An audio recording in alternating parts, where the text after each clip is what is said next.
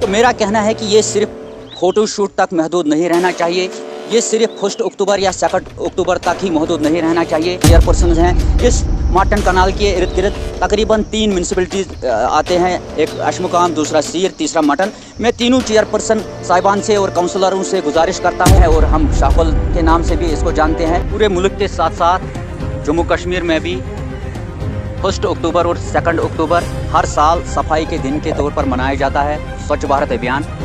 और नारे लगाए जाते हैं कि 1 तारीख 1 घंटा 1 साथ, या स्वच्छता ही सेवा है, या फिर सफाई नस्ब ईमान है। हम इस स्टेप को वेलकम करते हैं, और जिस तरह से पूरे मुल्क के साथ साथ जम्मू कश्मीर में भी ये 2 दिन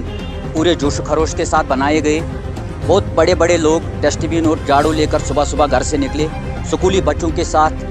रैलियाँ निकाली गई, जल्द से जुलूस किए गए, कई सारे क्लीनर ड्राइव चलाए गए गवर्नमेंट डिपार्टमेंट्स की तरफ से भी और स्कूली बच्चों की तरफ से भी, म्यूनिसिपल हदूद में भी और पंचायती हदूद में भी। क्योंकि मेरा ताल्लुक अशमुकाम इलाके से है, और मैं ये कहना चाहता हूँ कि ये 1 और 2 अक्टूबर जो है,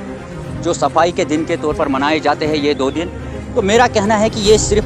फ़ोटो शूट तक महदूद नहीं रहना चाहिए, ये सिर्फ 1 अक्टूबर या 2 अक्टूबर तक ही महदूद नहीं रहना चाहिए।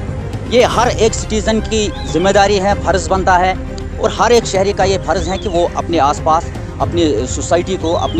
अपने आस पड़ोस को साफ़ सुथरा रखे। तो इसी हवाले से मैं कहना चाहता हूँ, मैं ये कहने की कोशिश कर रहा हूँ कि यहाँ हमारे इलाके में, अशमुकाम इलाके में, ये एक इरिगेशन कनाल है जिसका नाम शाकुल है, मार्टन कनाल है, और हम शाकुल के नाम से भी इसको जानते हैं। तो ये तकरीबन दर्जनों गाँवों में से गुज़रती है। ये जो कनाल है गणेशपुरा से मूव करता है, और गणेशपुरा से निकलकर अशमुकाम टाउन, उसके बाद लोगरीपुरा, हसनूर, ब्राड़, वेल, नागबल, और सीर के बाद मटन से गुजरकर ये गोपालपुरा तक जाता है। और इस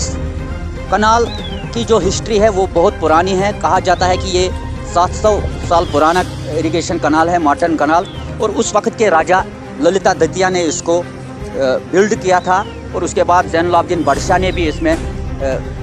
अपग्रेडेशन की है। तो ये उस वक्त इसलिए बनाया गया था कि इरिगेशन पर्पज़ के लिए, लेकिन आज के दौर में दर्जनों गांव इस कनाल पर डिपेंड करते हैं। पीने का पानी जो है इसी से सप्लाई किया जाता है, ड्रिंकिंग वाटर, और वो भी इतनी बड़ी आबादी को यही पानी अब पिलाया जा रहा है। चाहे हम सीर की बात करें, हसनूर की बात करें, ब्राड़ की बात करें, या लोगरीपुरा की बात करें, या अशमुकाम की बात करें,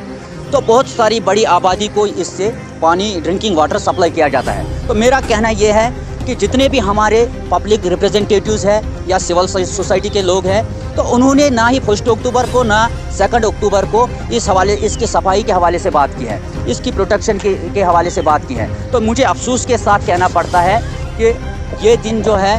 सिर्फ फार्मेलिटी और फ़ोटोशूट तक ही महदूद है, जल्द से जुलूस निकाले जाते हैं, लेकिन जो हमारा एहसास है, जो हमारी तवारीख है, ये तवारीखी इरिगेशन कनाल है। ना सिर्फ ये पीने का पानी मुहैया करती हैं लोगों को, ना सिर्फ ये इरिगेशन के लिए पानी देती हैं, बल्कि इस इलाके के लिए ये खूबसूरती में 4 चांद लगाती हैं, और हमारी शान है, हमारी रौनक है। देखिए, अशमुकाम टाउन हो, सीर हो, या लोगरीपुरा हो, या मटन हो, तो या मार्टन सन टेम्पल हो, तो ये जो इरिगेशन कनाल है, मार्टन कनाल है, ये